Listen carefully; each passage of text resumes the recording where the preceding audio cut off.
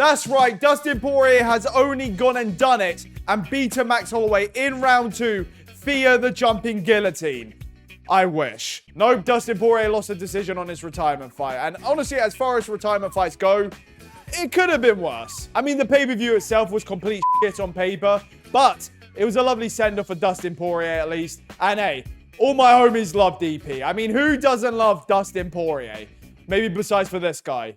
And this guy.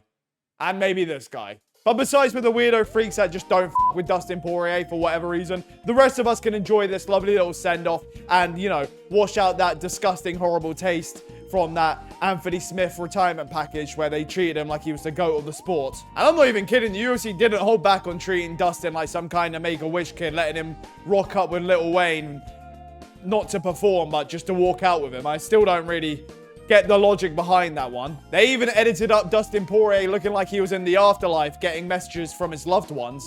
But for whatever reason, did him dirty by robbing him of Fight of the Night. And I, for one, wouldn't have it any other way. Besides for the Fight of the Night selection, that was dumb as but hey, the man deserves his flowers. Much like his custom shorts. And I'm gonna miss those shorts, along with the entire wardrobe filled with Tommy Facinci shirts that he always wears, along with the violence that came along with it, because it's becoming an end of an era after losing Charles Oliveira last month to now Dustin Poirier.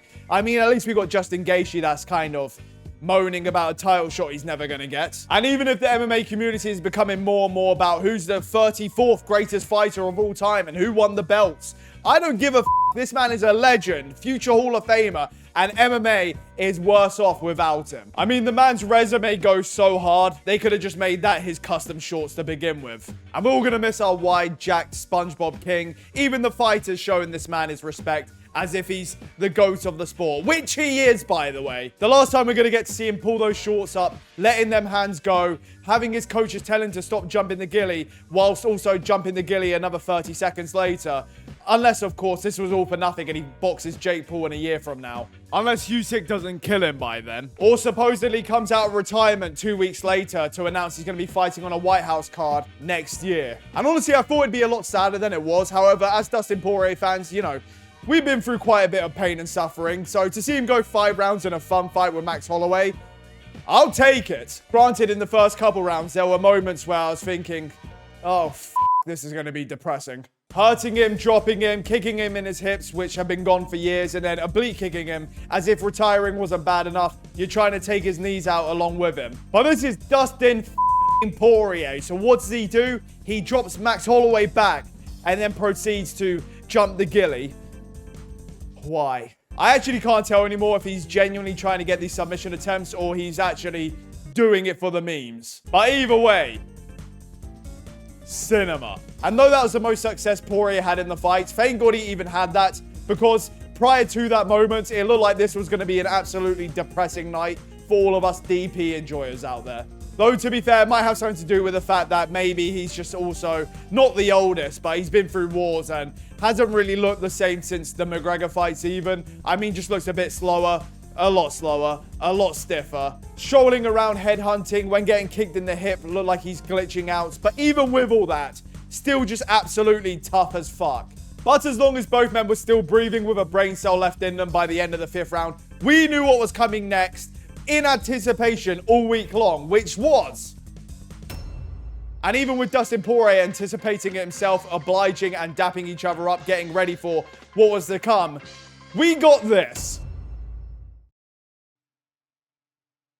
Like, what the f... Now, if I'm being honest with you, if this was Arman Sarukian that did all that, there'd be big problems. But considering it's Dustin Poirier, we'll let it slide. You know, that's our guy. I didn't even want to see them trade in the pocket anyway. And I have to say, if Holloway ever hits you with this, what should be a Fortnite emote, this should be at least be in UFC 5. Can someone let me know? If this isn't in UFC 5, then what the f are EA doing? But if Holloway is hitting you with his signature point to the ground emote at this point, then number 1, throw first. And number 2, don't be throwing jabs whilst he's trying to aura farm on you. And as much as I love to sit here at 6 a.m. watching guys slug it out and bash every brain cell out of each other, I'm not mad at it at all. Listen, it's his last fight. If he doesn't want to engage in it, there's no problem at all. I didn't want to see it to begin with. And I honestly can't blame him. I think when he was trying to look at the clock to see when it was going to happen, he probably had a light flash in his eyes and was seeing this.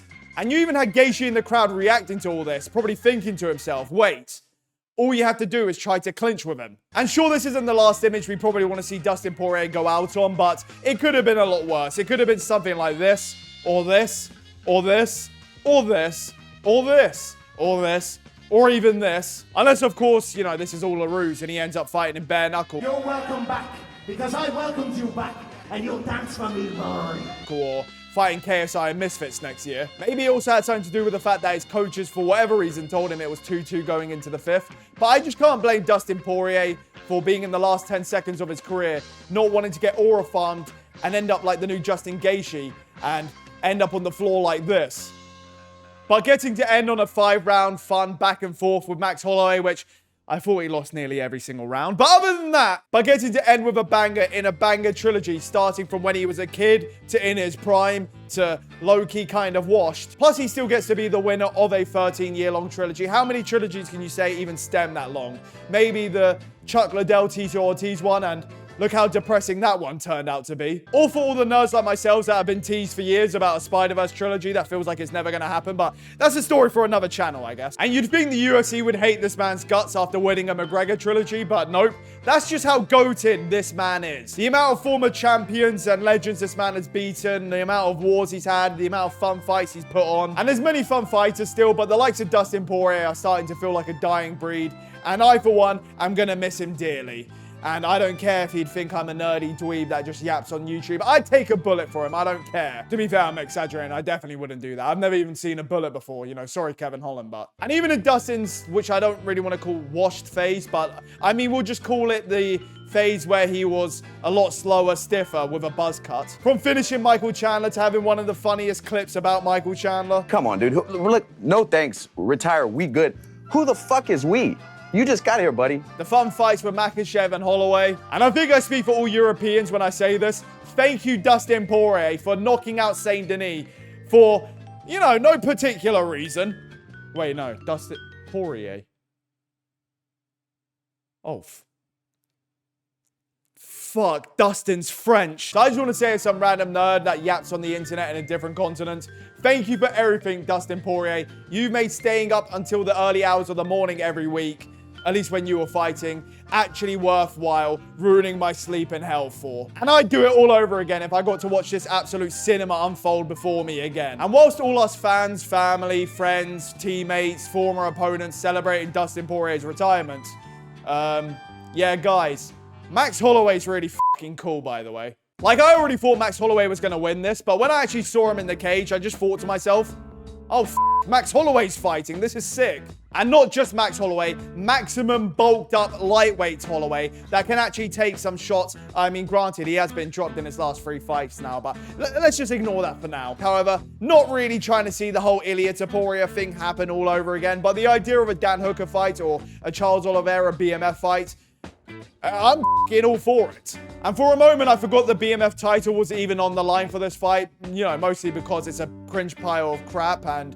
also because of this. And honestly, I've never felt more validated on the idea that this belt is cringe than seeing Lil Wayne wrap it around Max Holloway. And hey, no hate towards Lil Wayne or anything, but to not perform on the walkout and then just be there to wrap the BMF title around Max Holloway, I'm just a little bit confused. I get it's to do with like Louisiana and stuff, but like, I mean, it's not like he's 50 Cent or anything. I'm just kind of, I don't show and get this guy wrapping the BMF belt. I'm just saying. And I just kind of find it hard to believe that Ilia Topuria is not the BMF champion right now, if we're being honest. But Max Holloway's still one of the coolest human beings I've ever seen in my life. So, you know, I'm not mad at it. I'm just kind of, I did watch this happen. And to give Dustin Poirier an opportunity at the end of the fight like this, even though he did this with it, is one of many reasons why this man is the BMF and the UFC just will not let him lose the belt even if he does get knocked out by someone. To already have the win in the bag and voluntarily just enter the pocket with Dustin Poirier for the last 10 seconds of the trade.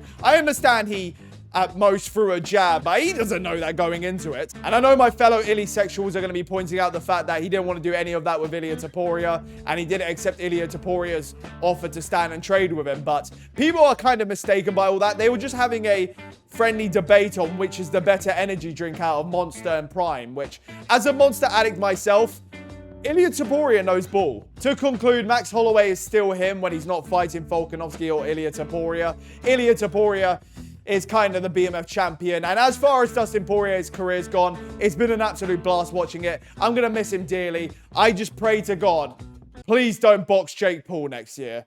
Sign up to my boy's YouTube channel. That is JG2. And for those who don't, you can do me a favor and you can bend the knee to King Triple C too.